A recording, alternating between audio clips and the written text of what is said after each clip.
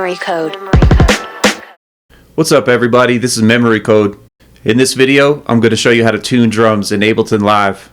Let's get into it. What up? So yeah, getting your drums in tune with the rest of your track can definitely help it sound better. You don't necessarily need to know anything about music theory to be able to do this, but if you know at least a little bit, it can definitely be really helpful. So in this video, I'm going to be talking about some basic theory concepts, and I'm going to be doing my best to keep it as short as possible. So if you have any questions about anything that I'm talking about, feel free to hit me in the comments.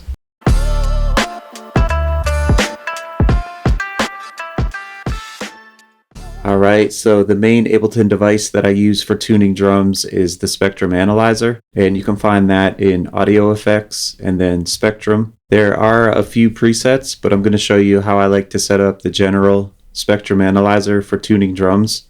So to get started, just drag the Spectrum onto a channel, and I'm not going to talk too much about what each of these settings does, but check out the description for a link if you want to read a little bit more about each of these. So the first thing I adjust is this block number, and I just set that as high as possible. The higher the block number is, the more accurate your reading will be. And then the other thing I adjust is the refresh time. So I'll just set that to 40 milliseconds. And the lower that is, the more accurate the reading will be. Just keep in mind that higher block numbers use more CPU, and then also lower refresh times use more CPU. So a pretty helpful thing with the Spectrum Analyzer is if you double click in the middle of this graph, you can expand it, so you just get a little bit of a better view. So the first thing is in the bottom left corner, you get this little box with 3 numbers. The top number is the frequency. Under that is the related note or pitch, and then under that is the volume based on decibels. So over here is the lower frequencies, and then as you sweep to the right, you get up into the higher frequencies, and every frequency in this range has a related pitch or note, and then the volume is the vertical axis, so the higher up you go, the louder the sound is. So I'm going to show you a pretty helpful way to get used to using this, and then I'll get into using it on drums. In this MIDI channel, I have an operator that's generating a sine wave, and I'm going to run that sine wave through the spectrum and get a reading of its frequency spectrum. So you can see this big peak right here, and that's known as the fundamental harmonic. And just in general, the fundamental harmonic is the lowest in frequency and the loudest in volume. That is going to let you know what note a sound is. So in order to find out, just put the mouse right in the middle of that peak, and then look at the box in the bottom left and notice how it's saying 165 Hertz E2. So that lets me know that this is an E2, and I already knew that it was going to be an E2 because I programmed the MIDI note. But this is a really helpful way to learn where in the peak you need to put the mouse in order to get an accurate reading. And then just one more quick thing before I get into the drums. Check this out. If I slide the mouse a little bit to the left, notice how I can go as low as 161 Hertz and it still says E2. And then if I go to the right, notice how I can go as high as 169 and it still says E2. So anything between 161 and 169 is technically an E, but right in the middle of that range is going to be a really accurately in tune E. So about 165. So keep that in mind, and then I'll show you a little bit later how you can really fine tune the pitch of drum sounds so you can get them nice and accurately in the middle of that frequency range.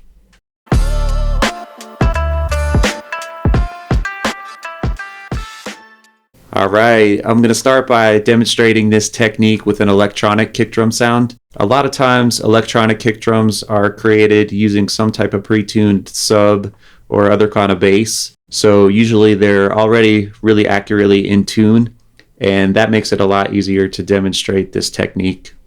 So here is the sound, and now I'll just double click in the middle of the spectrum graph and run the sound through that, and I'll get a reading of the frequency spectrum. So you can see the fundamental harmonic is right there. And if I put the mouse right in the middle, it says 41 hertz E0. So that lets me know that this is hitting at an E. Notice how an E goes from 40 to about 42. So 41 is a nice accurate E. So this is a really well tuned kick drum sound.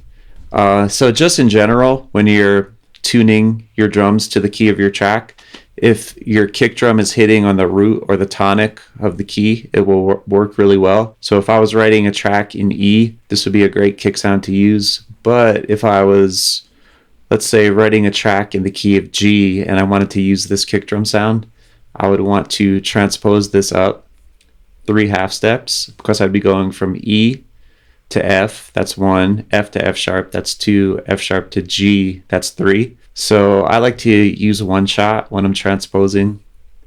And then if you look over here in the bottom, you have the transpose dial. So I'll just raise that by 3 half steps, and then I'll run it again through the spectrum analyzer. And you can see the fundamental harmonic. I'll put the mouse right in the middle. And you can see in the bottom left, it says 48 hertz, G0.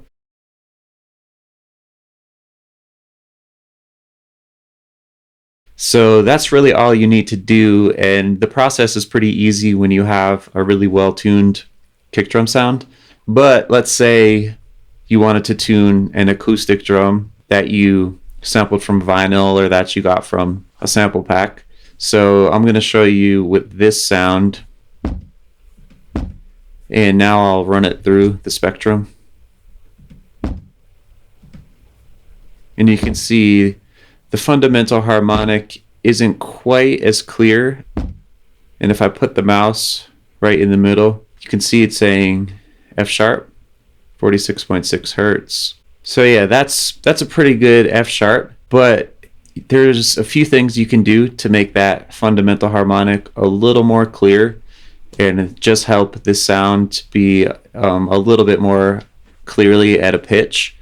So what I like to do is use the EQ8, and I'm going to put a bell curve right in the middle of that F sharp frequency range, which will be about 46 hertz. So I'm going to just set that at 46.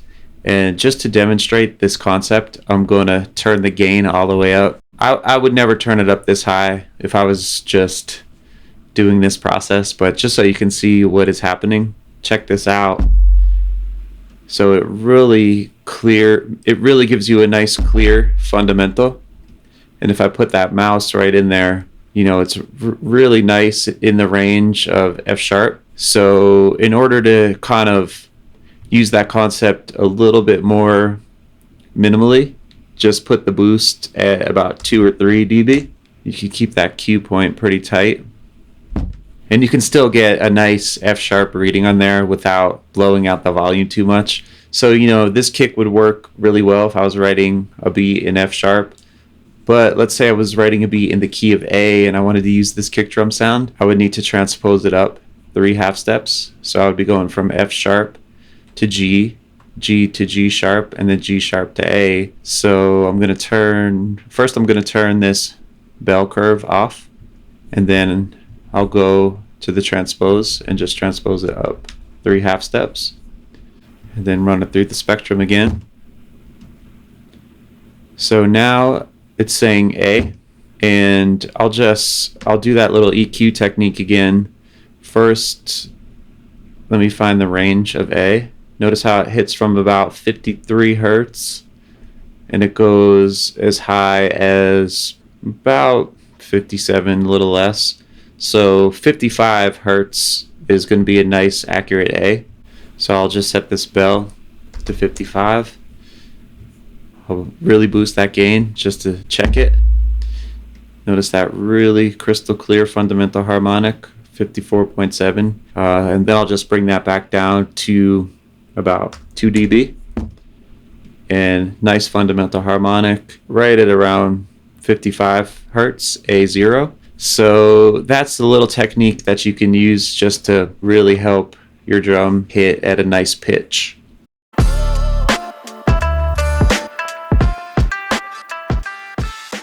Another thing that you can do to help kick drums really clearly hit a note or a pitch is use the Ableton drum bus, and you can find that in your audio effects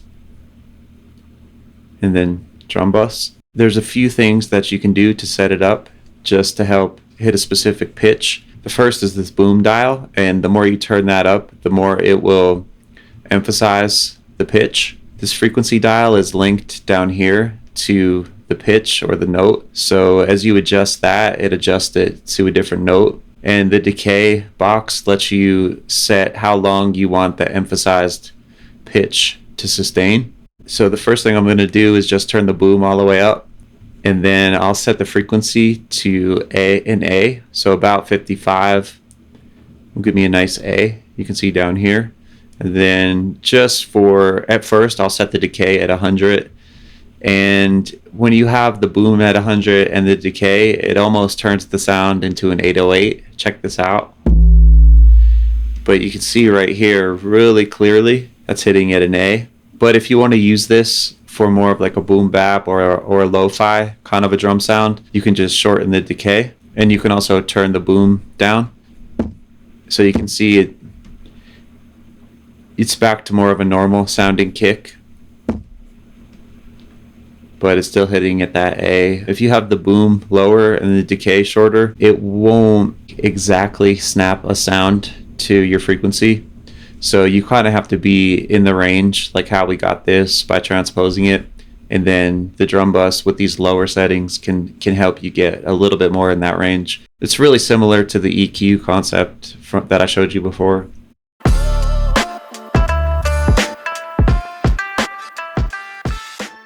Alright, so a lot of times the snare will sound really good if you have it tuned to either the root or the fifth of the key of your track. So I'm going to show you how I like to get the snare tuned up. I'm going to use this sound, and I'll just run it through the spectrum. So notice how it has that really clear fundamental harmonic. It's saying A sharp. So this snare would work really well if I was writing a track in A sharp, or if I was writing a track in D sharp, because A sharp is the fifth of D sharp. But before I move on, I'm going to just check the range of A sharp. So notice how A sharp goes from about 228 to about 238. So 233 or 234 would be a nice accurate A sharp. And notice how here I'm at 228. So this is definitely at the lower end of an A sharp. So if you ever want to fine tune a drum sound, you can just go to the control tab. If you're in one shot, go to controls, and then down here you get this detune option, and you can adjust the pitch by cents, which are a fraction of a half step. So to start, I'll transpose this up 30 cents. As far as I know, there's not an exact relationship between hertz and cents. So 30 cents up was pretty good, because now I'm right at 235, which is nicely in the middle of the range of A sharp. So that's how you can kind of fine tune a sound a little bit more. And then now I'll just go back to my EQ. And just like I did in the kick, I'll put a bell curve and I'll set that to 235 just to kind of accentuate that frequency a little bit more. So with really boosting the gain a lot, that's how you have that nice, really nice clear tone. And then I'll just dial that back to 2 dB. But let's say I wanted to use this snare and I was writing a track in the key of G. I would want to transpose it down 3 half steps, because I would be going from A sharp to A, that's 1, A to G sharp, that's 2, and then G sharp to G, that's 3. So I'll shut this bell curve off, and I'll go back to the sample view, and I'll just go transpose -3. And so now you can see I'm hitting a G. Before I move on, I'll check the range of G. You can see how G goes from about 191 to about 202. Just to really help this get nice and in the center of G, I'll set this bell to 195.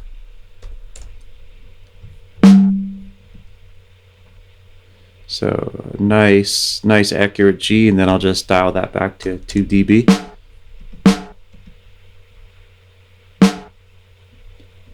And so yeah, 194. So that's a nice accurate G. And then just one more quick thing. Sometimes you might have a snare sound that doesn't really have that clear of a fundamental. So something like this, especially if it's like a shorter sound, which, you know, some beats having a snare like this works really well. But notice how, you know, there's nothing too clear. Like, you kind of have that, but it's not really generating like a perceivable tone. It's not as important to have these in tune with your track. And in a lot of ways, you can just kind of adjust the transposition until you think it sounds good. So yeah, that's how I like to get my snares in tune. All right, so that's it. Hopefully it was helpful. Hit me in the comments if you have any questions. I'm available for one-on-one Ableton lessons, so check out the description for a link to get that scheduled. And also check out the description for a free download of 300 classic drum breaks. Thanks a lot for checking out this video. Peace and much love.